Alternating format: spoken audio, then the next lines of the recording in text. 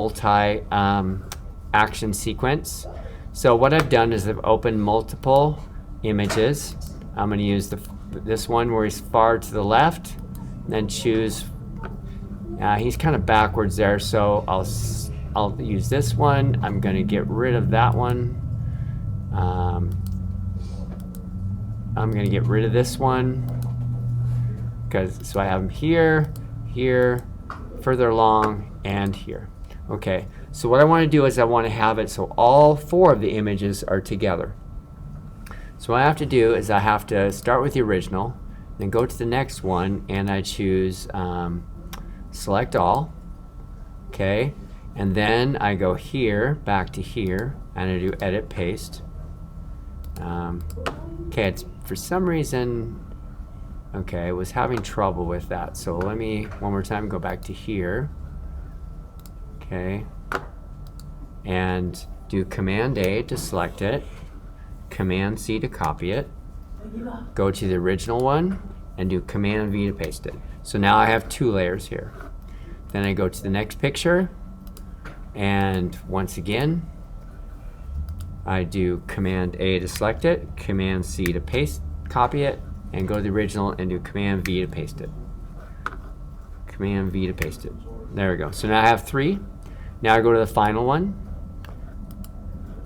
and I do Command A to copy it.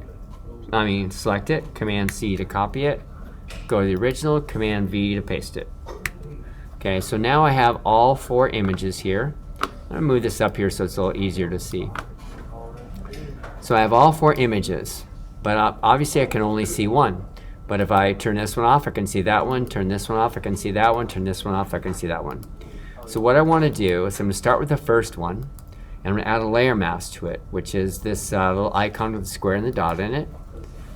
And with that, you notice the layer mask is white, so I need to go over here and make my brush black.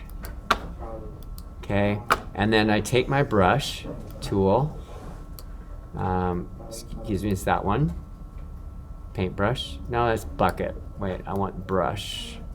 Where's my brush? There it is, rebrush tool. And it's kind of small here, so you can see it's just a little dot. Need it bigger than that. And so what I'm going to do is I'm going to increase the size of it, and I'm basically going to erase everything behind him. Okay? And you notice the next guy shows up. But it's important I erase everything so that when I do this to the next layer, the other guys will show up. So you can see here by looking at the black, that's the area that I've erased. So I could erase a little bit more and a little bit more at the top, and I've got everything erased. So now I can see these 2. Then I grab the next layer, I add a mask to that, and once again, same thing. I just paint down, shows up, and then I am sure that I erase everything behind him. Okay, so now I can see him. I noticed that his foot is not completely cut off, so I'm gonna go back to that one really quick, and oops, Command Z, go back to that one really quick, and just be sure I get his foot. All right, then go to the last one, add a mask to that. Once again, be sure your brush is black, and brush this away, and there he is. Now notice that there's an offset here, and I think it's because the camera might have moved. Let me try something here. Let me try a smaller brush really quick. So I just want to see, yeah. So you notice the sidewalk is not matching up. And that's because it looks like they must have used a tripod or not used a tripod, because he's not quite in the right position. So, so unfortunately that last one's not showing up because the picture was not taken at the exact same location. But that's basically how you do it. And then when you're done, you flatten it, and then you do File, Save As, and you do Save As. Save to your computer.